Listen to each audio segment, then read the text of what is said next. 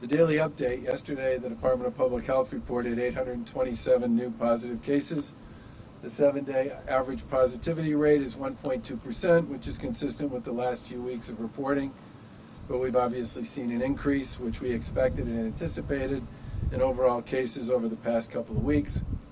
Our hospital census remains roughly right around 500 patients, including 86 in the ICU. While there's been an increase in cases, our hospitals have the capacity to manage COVID-19 patients and others needing medical attention. And the Lieutenant Governor, the Secretary, and I continue to talk with the vast majority of the hospitals and the systems here in Massachusetts several times a week. Some of that occupancy rate also reflects patients who are not yet confirmed to have COVID, but are awaiting test results. We continue to talk to the hospitals about trying to refine that number, particularly as we head into the fall. 17,654 new individuals were tested, which brings the total number of individuals who've been tested in Massachusetts to over 2.5 million. That's about 1 in 3 residents of the Commonwealth have been tested at least once. And over 5.2 million molecular tests have actually been administered overall. The Command Center has worked enormously hard with many partners, such as the ones we're here with today, to scale up the Commonwealth's testing program over the course of the past few months. At the beginning of the pandemic, back at the end of March, we were conducting about 2,000 tests a day. By May, we'd scaled that up to around 13,000 tests a day, and we're now at a point where we're regularly testing north of 60,000 individuals a day. And earlier this month, we set a record of 91,300 tests conducted in a single day, and we'll soon have the capacity to administer more than 100,000 tests per day. We've also scaled up lab capacity here in the Commonwealth, with about 100 labs now conducting testing in the Commonwealth, which is up from about a dozen in the earliest days of the pandemic. And our average turnaround time for testing is now less than 2 days. There are over 250 testing sites across the Commonwealth, and Stop the Spread sites like this one are operating in 18 communities and are serving in many respects as regional centers for people who want to get tested. Happy to be opening this new site here in Revere.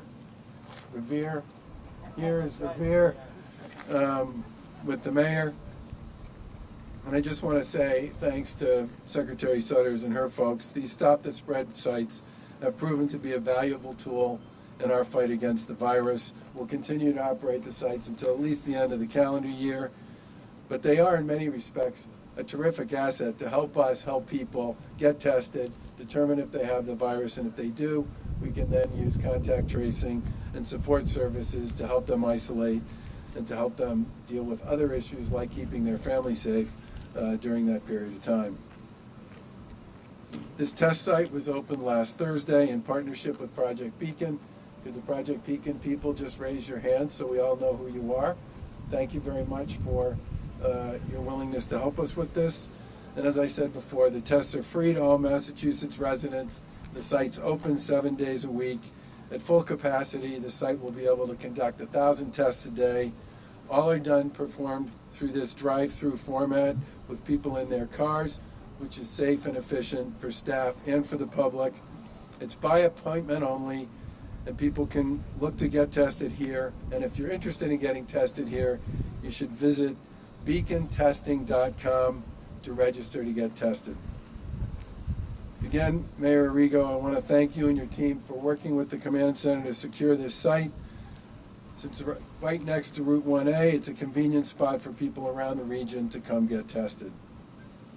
And our message around testing remains the same. It's one of the most powerful tools we have to keep you, your family, your friends, your neighbors, your colleagues safe.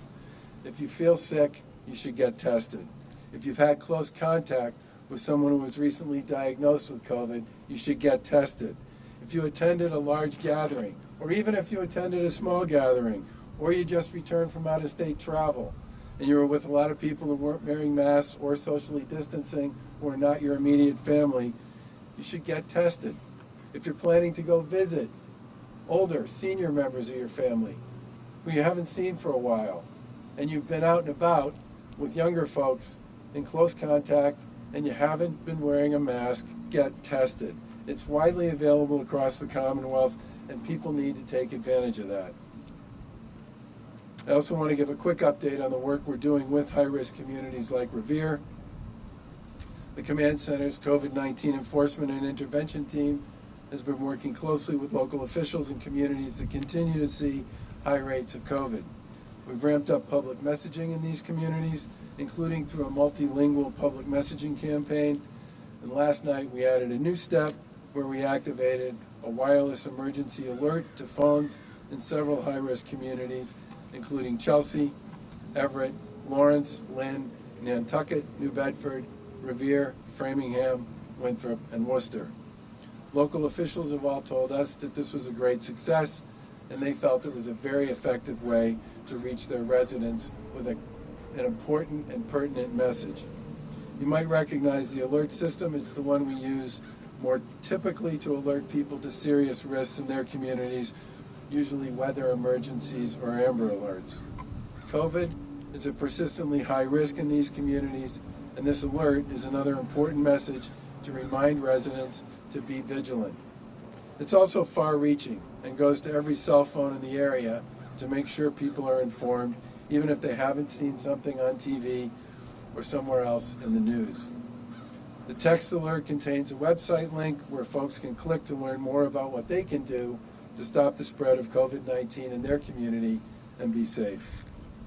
Obviously, the short message is wear face coverings, get tested, stay home if you feel sick, stop having gatherings, especially big informal ones where people spend too much time close to each other, share food, share drink, don't wear masks, and don't practice social distancing. Those are exactly the sorts of things that create that big increase in positive test results for people between the ages of 19 and 39, which is where the vast majority of the increase in positive tests has been happening, not just here in the Commonwealth, but in many places and states around the country. This alert is part of a broader campaign we have to remind residents that COVID remains a serious risk and folks need to continue to take precautions to protect themselves, their loved ones, and their neighbors. We also encourage residents to sign up to receive alerts that are specific to their communities as part of the new Alerts MA system by visiting mass.gov/stopcovid19. Residents can choose to get alerts by text, email, or phone, and in their preferred language. Secretary Sutters will speak in more detail in a minute about other work that the CEIT is doing. With respect to vaccines, we've all talked a lot about the fact that, and the mayor just said it, that COVID's going to be with us until there's a vaccine or treatments. Until then, we have to respect it, learn to live with it, and factor that into every aspect of our lives.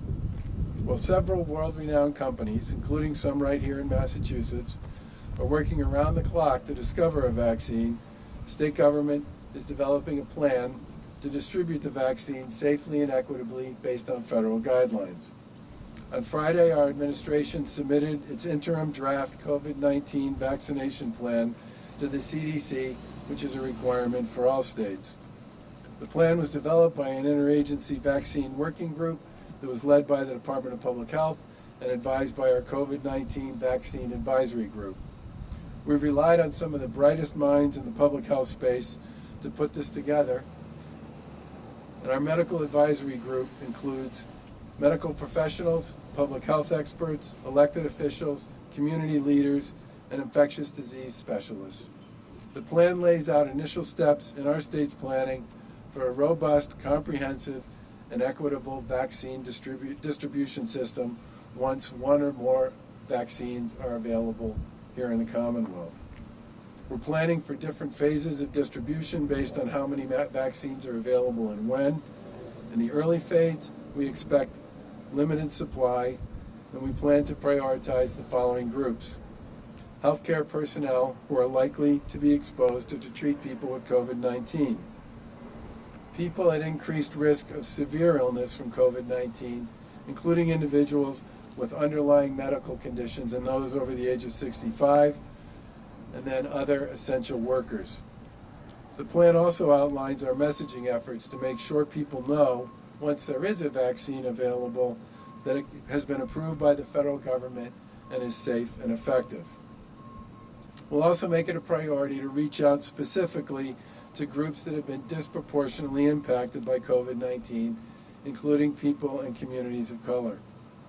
While this is an interim plan that will probably change as more information becomes available, it's an important step forward as we continue to work toward the day when that vaccine is available for use.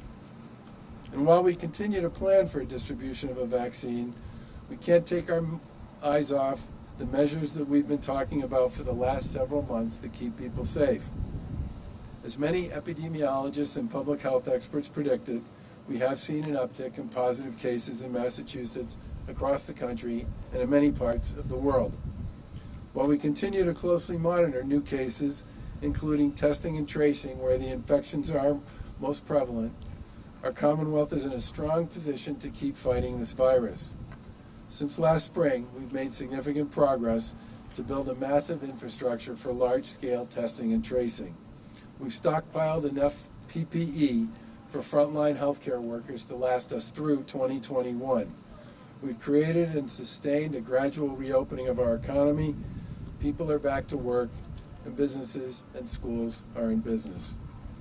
We all understand just how incredibly contagious this virus is and what we all have to do to stop the spread. And as I said, the virus is here to stay until there's a vaccine or a treatment. Our best defense is every single person doing their job and taking the responsibility to protect themselves and each other. That means, once again, wearing a face covering, practicing social distance, not hosting or attending large gatherings, especially those indoors as the weather gets colder, washing hands and practicing good hygiene, staying home if you don't feel well, and getting tested for any of the reasons I suggested before, and many more. The testing capacity is there. People need to use it. And we'll continue to bring every resource to bear that we can during the pandemic, but we really need each and every resident of the Commonwealth to stay tough, stay vigilant, and work with us to keep fighting and containing the virus.